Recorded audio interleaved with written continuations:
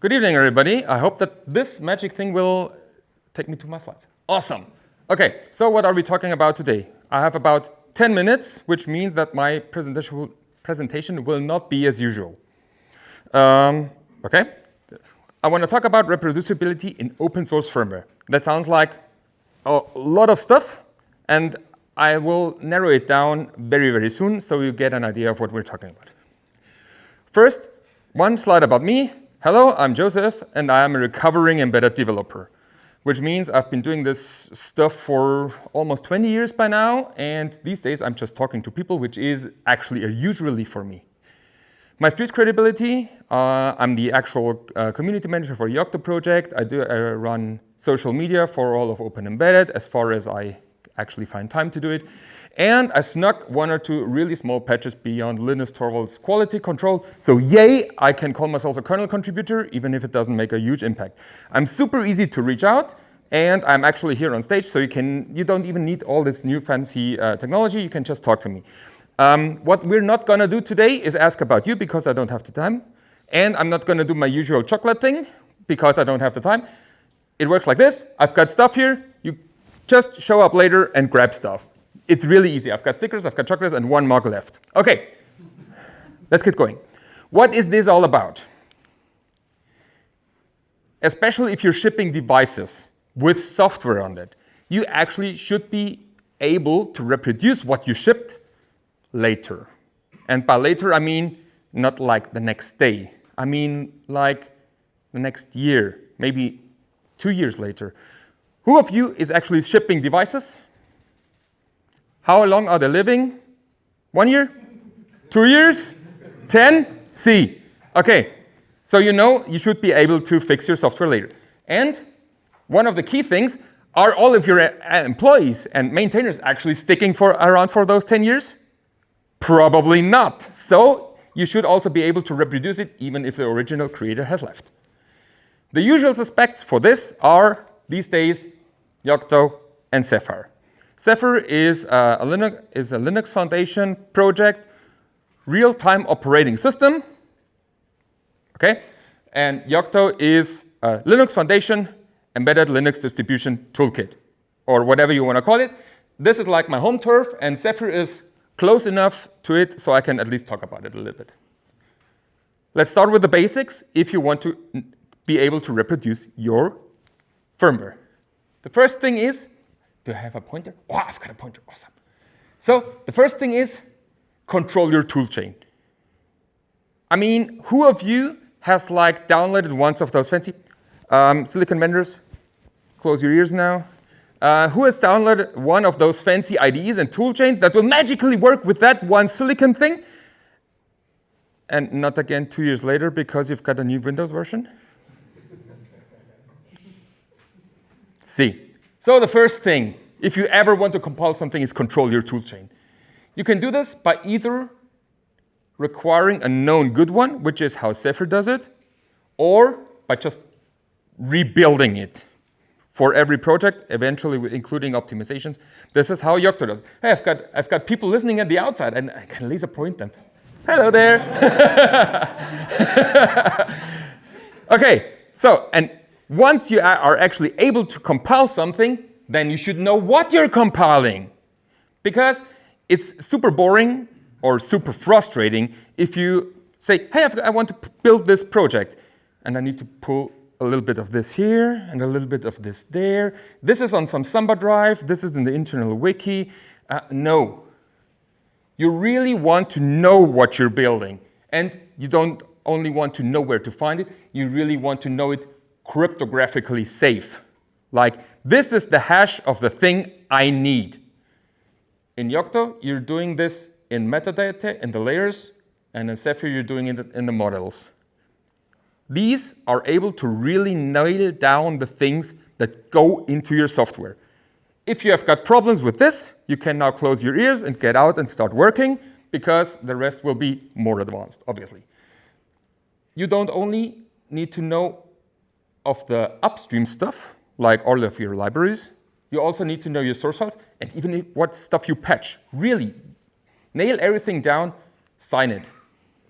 And never, ever, if you care about reproducibility, work around it, like, oh, always build the latest thing, or build it from some magic place somewhere in my storage, because it will bite you. You can mark my words, and you can send me beer later. You should have exactly one source of truth. It can be a manifest, it can be a repository, I really don't care. There needs to be one source of truth. If this gets into your brains and the brains of your supervisors or decision makers, then my mission today is fulfilled. Once you've got that thing burnt down, then the more intricate things start. Like, okay, I've got this crucial piece of information, but it only works if I type those magic commands in this order. Or it only works on this one, no, or it breaks in CI/CD pipelines. On that runner, it works, but if I start a second runner, it breaks again. No, don't do it. An interesting thing here is that it usually means you've got an implicit dependency somewhere. Like a tool has to be built before a second one, or a library, or whatever. Sys roots in the Yocto project are a very, very powerful feature that actually helps you nail that down. And let's say it's painful at first, but it pays off in the long run. Second one is, it only builds on Ubuntu 22, which is somewhat recent. But what if it only builds on Ubuntu 16? Who of you ships software that builds only on Ubuntu 14? Yeah. You're really living in the future. I did that at my last job.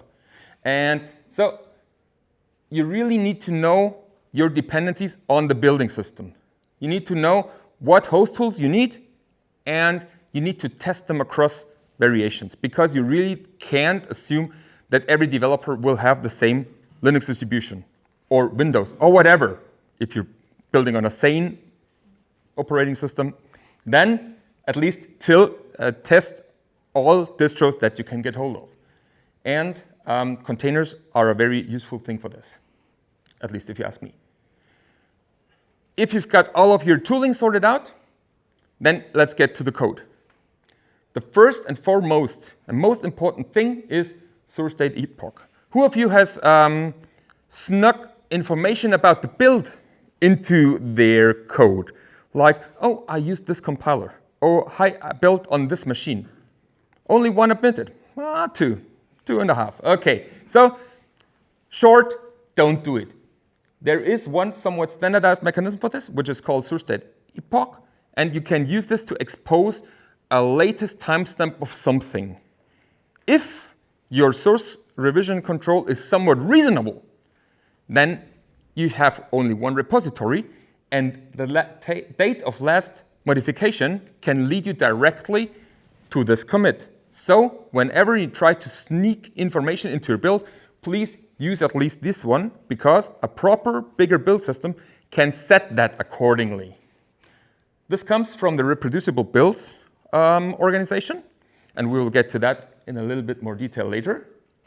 The problem is that even open source code, if it's a little bit dated and not that actively maintained anymore, usually does not, or sometimes does not adhere to this.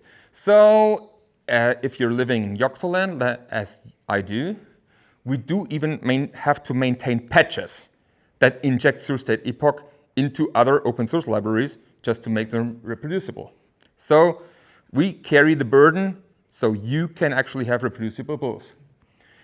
When you're building and you're not just building a simple application, yes, sudo writes are another problem, because you need to be able to create file systems, you need to be able to eventually mount partitions and stuff. The tool that we use, in Yocto, is called sudo, which is essentially SQLite plus libc wrapper on a shitload of steroids. And Fedora are the really worst offender, because whenever glibc releases a new glibc, they just jump on it, and sudo doesn't know about the new syscall. So whenever somebody screams at the Yocto community that, hey, my build broke on Fedora, then we know, hey, new glibc, awesome. And then we patch it again, and stuff hopefully works. I talked a lot about Yocto. Zephyr has a somewhat similar tooling, not that much for sudo, because they don't have to care about partitions that much. They are usually happy to live in the userland, and their magic weapon to actually control all of that stuff is West. I've never gotten really warm with it, but I hear good things about it. Nikki just was like, what? Okay, but if you're building stuff for Zephyr, really make sure you use tooling that enables you to reproducible. Don't write another bash script, okay? Please. So this is the housekeeping that you have to do. When you want to be really reproducible, whenever you create a list, please sort it. Because stuff happens occasionally in random order. And just for your Rust fans in here, I picked one which relates to cargo, because I like Rust, but I hate cargo. And if you build stuff with cargo, it can arrive in this order or in that order. And if you run a test later on it, which tests for reproducibility, binary reproducibility, it will break even if the two resulting binaries are the same, just because order was different. So please, whenever you have something that does more than one thing, please sort it. Make sure that you don't sneak any paths of your build machine into the resulting binaries. Again, point out to Yocto, this is important when you're talking about debug symbols. And I'm really running out of time fast, so let me tell you what you can gain if you do all of this. 99.98% of packages are binary reproducible on a build. And the ones that failed, I actually looked them up. That was a package manager. Have I told you that I hate package managers? I do hate package managers. With that, this is the one thing that you need to know. Have stuff in code. It can be a manifest, it can be a repository, whatever, I don't care. Make sure that your whole build procedure is in code. If you can't write it in code, then sorry for you, but then at least make sure you have proper docs. If you can't write docs and have to relate on people to actually memorize that stuff, then I would take that as a hint. It's time to run away and run real fast. A little bit of stuff to look up.